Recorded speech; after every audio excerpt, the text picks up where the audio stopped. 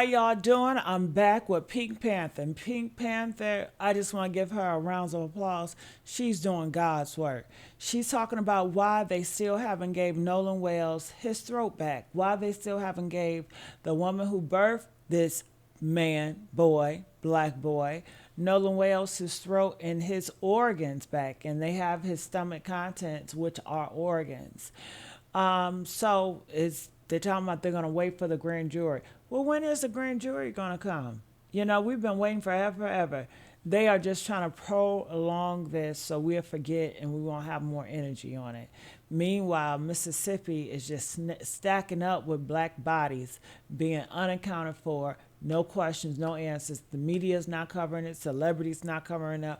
What in the heck is going on? They are doing their American rituals again.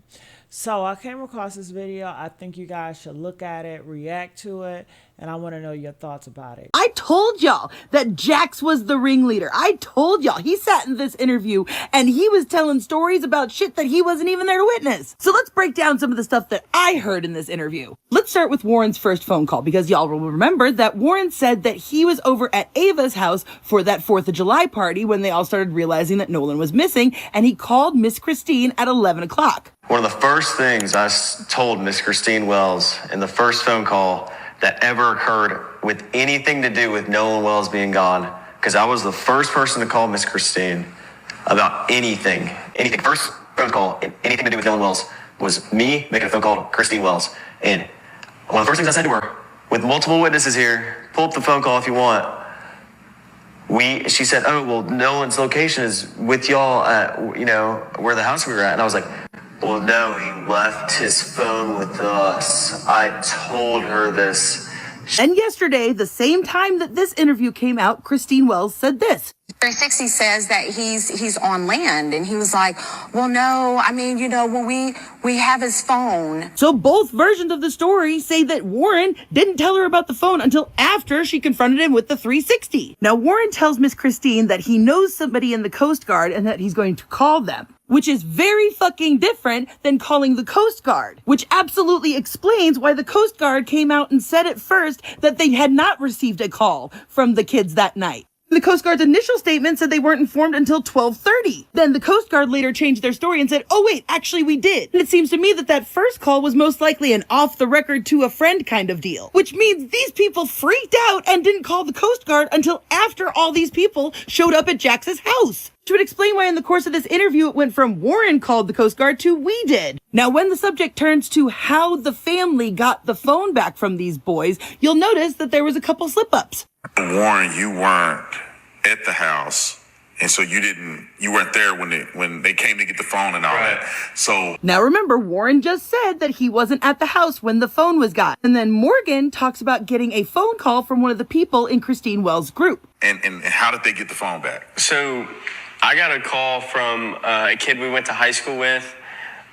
He called me just asking me questions. He saw people posting on Snapchat, like the picture that was circulating.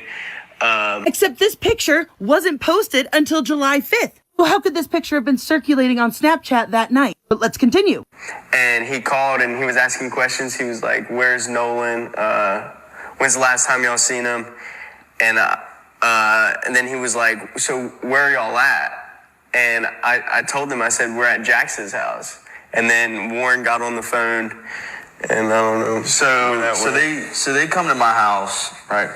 And they kind of hold on, before we get there. Was it confrontational, or was it just trying to find? It was confrontational. Yeah, already? wouldn't y'all agree? Yeah, he was 110%. He was very confrontational. And when did this was this on the night of the 4th or the next day? This was the night when this was before they came and got the phone. So this is the night of the 4th, yes. You guys are missing a part of the story. How did you get from Ava's house to Jax's house? Because Miss Christine is watching you guys on the Life 360. So suddenly she's seeing the phone leave one location and go to another. Of course I would be upset. And now all of a sudden Warren is there when the phone stuff starts happening? He's listening to the phone call? Now I need y'all to remember that Warren also said that the phone was in his truck on the first conversation, as we have from this report. Meaning if we were to believe Warren that he was not there when everybody showed up looking for the phone at some time in between 11 and 1 a.m., so then that would mean after they heard this angry phone call, Warren gets the phone out of his vehicle and puts it in Jack's house and then leaves. There's probably like 10, 15 people in my house I don't even know. And they're all up in our faces, going crazy, asking where Nolan is, and we don't know. And finally they get into Wyatt's face, and they're like, where's your boat? Where's the boat at? Demanding his address. Demanding his address and stuff like that. And he finally ends up giving it to him. We give them the phone. They have the phone at this point. Then they get the address to his house. Then they go to his house. And they're searching all over his boat, what I heard and stuff like that. Well, anyways, I don't really know much about that. But they come back to my house at around 1 o'clock in the morning. We called law enforcement. I was with Wyatt at the time. After we left Jackson's house that night, I was with Wyatt, and one person we were with saw that their location was headed towards Wyatt's house. And so Wyatt got on the phone with 911 and was like, hey, these people are on the way to my house or already at my house. My mom and my dad are there alone, and they know nothing about this. But Wyatt's mom actually, when they were looking at the boat, they were actually walking from the boat, and she came out and started talking to them. Okay, so let me get this straight. Wyatt, Morgan, and Jax were all together. Warren was gone for some reason at this point. 10 to 15 people just barge into your house. Don't know why your grandparents weren't around. That might explain some things, huh? Guess y'all had the house all to your fucking self that weekend. But then they ask Wyatt for his address so that they can go look at the boat. Wyatt gives them the address. They start heading over there. Wyatt and Morgan get into a car and leave Jax's house. Somebody else that you were with that we aren't hearing about is tracking someone else's phone. I don't know if it was somebody who was with the group that they had access to, or if they were tracking Nolan's phone and they saw it was heading to Wyatt's house. And even though Wyatt gave them the address, and instead of calling his parents, he calls 911 and tells them, my parents don't know anything about that's going on. Can you send police over there? Now, mind you, it was about half an hour after being on the phone with Warren that Christine was able to actually call and report him missing. But she was having to go back and forth and go down to all these different agencies because nobody would fucking help her. And frankly, I want to know why all of this confrontation was left out of the fucking report. Like, if this family had to be removed from 2 different properties by the police, why is there no record of that? And in fact, it wasn't until after these confrontations that MDMR and Ocean Springs Police apparently had their little conversations about who was going to be taking over the case. Because remember, the Jackson County Sheriff Lieutenant told them that deputies had spoken with several friends that had traveled to the island on the vessel with Nolan, and that when they were left, he was in the company of an unknown female. So now, even though Warren had supposedly called the Coast Guard, all these family members are telling the police that the kid is missing. These are the people that last saw them. They're all like, we last saw him on the island. Still, the deputies said that they did not have reason to believe that there was any water-related exigencies or emergencies. Don't worry, y'all. I've got a lot fucking more to say about this stuff because Warren fucked up pretty badly in this interview, and I'll show you why. Where we had left off, Warren had already called Miss Christine, and then they somehow ended up at Jax's grandparents' house. That's where they all stayed that weekend, and so that's why Nolan's keys were over there. They had to have been at the grandparents' house, who mysteriously never showed up during any of these confrontations.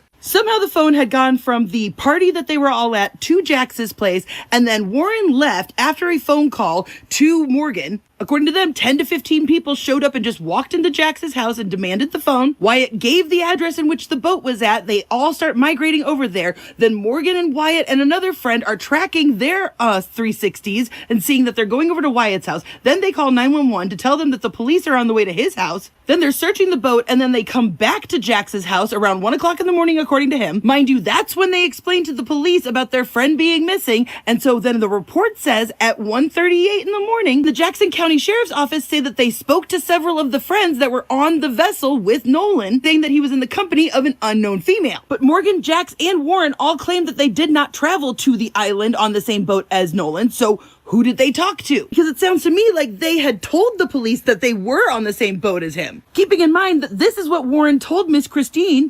Named Katie. And so then it turned into, Katie is also missing. No one can find her. And the explanation of no one knows this Katie, like we've never met her. And Tristan said this. I was talking on my other buddy's phone, talking to Warren.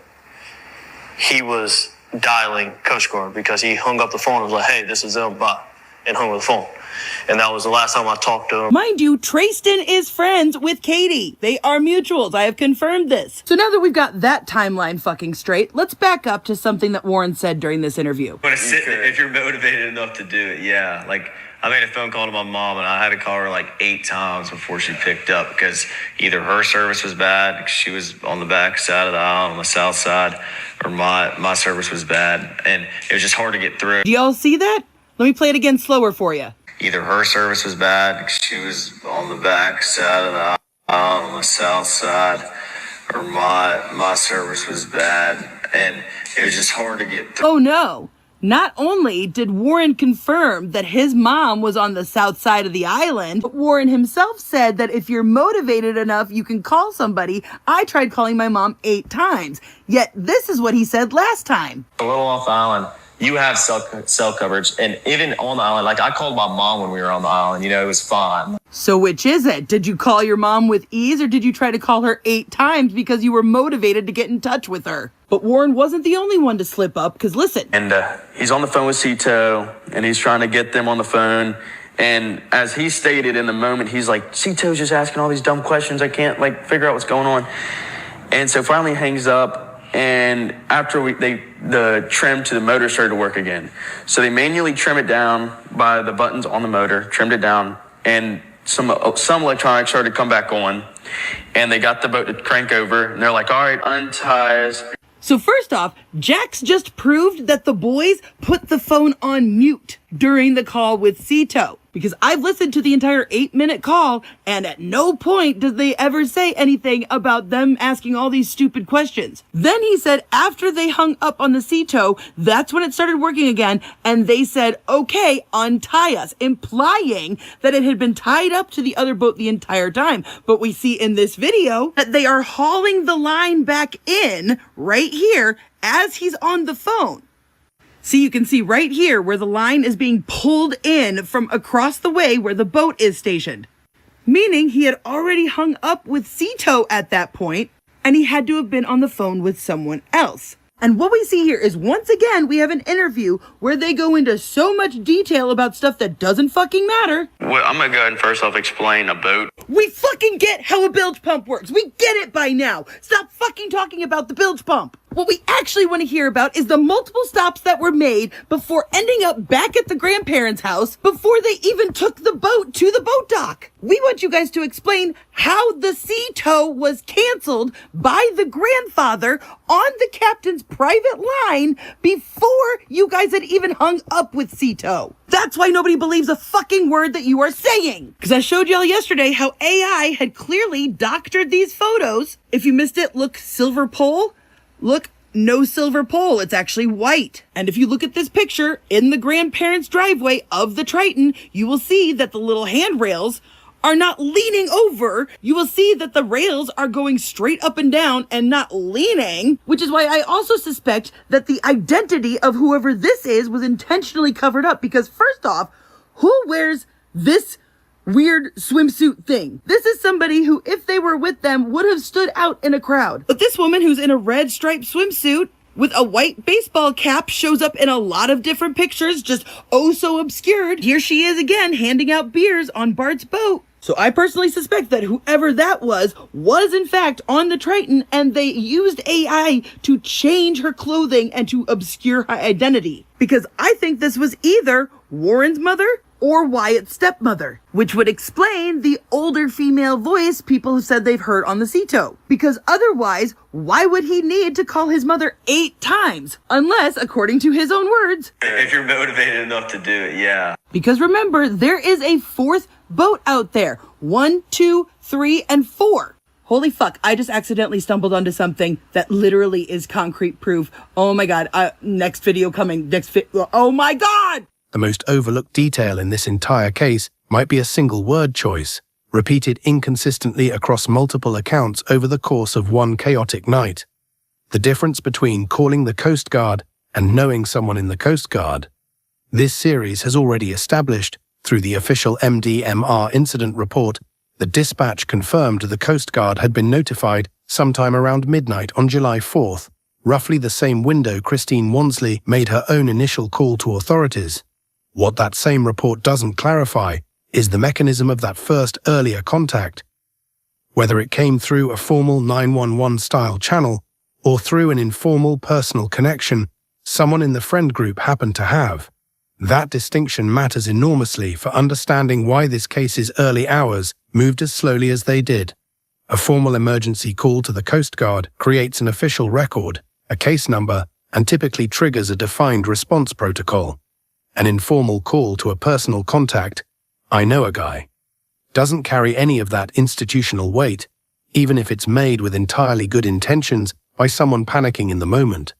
That ambiguity is worth taking seriously on its own terms, independent of any theory about who said what and when.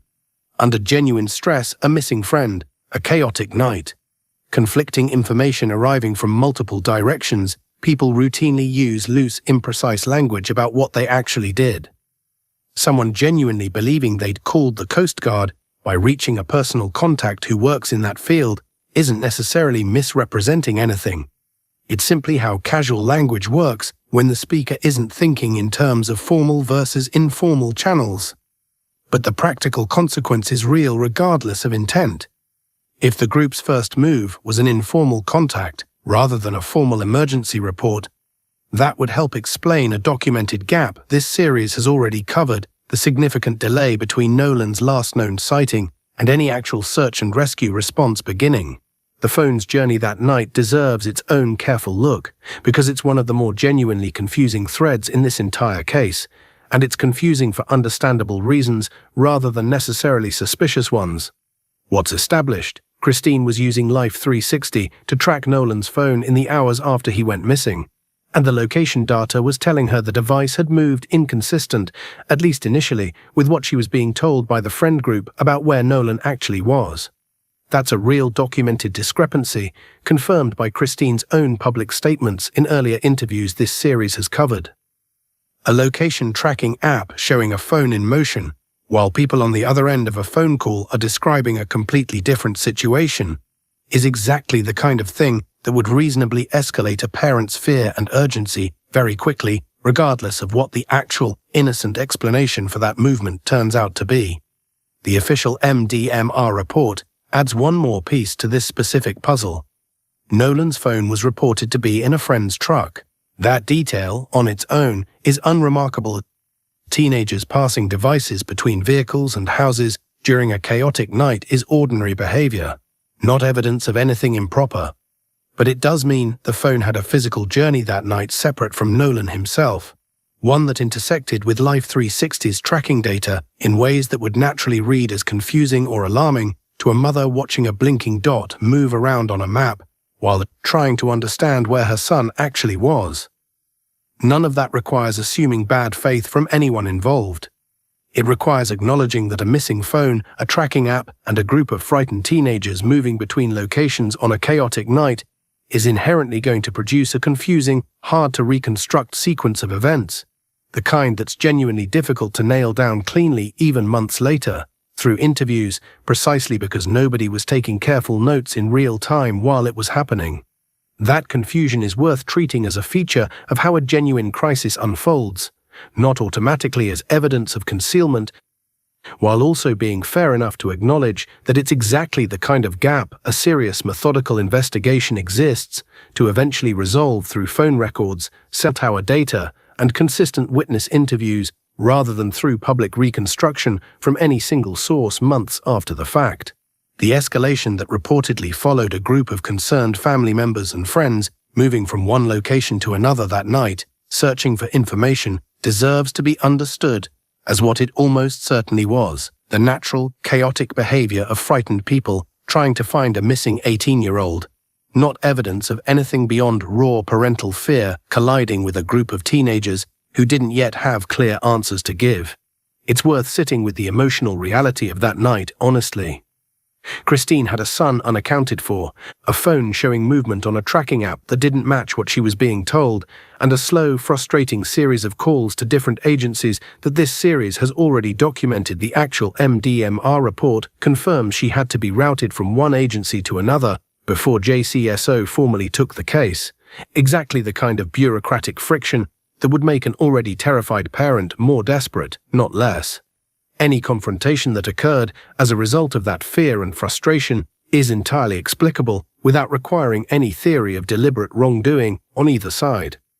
Frightened people searching for a missing loved one, confronting a group of teenagers who may have had incomplete or evolving information themselves, is simply what a genuine, unfolding crisis often looks like in its early hours: messy, confused, and emotionally charged on every side.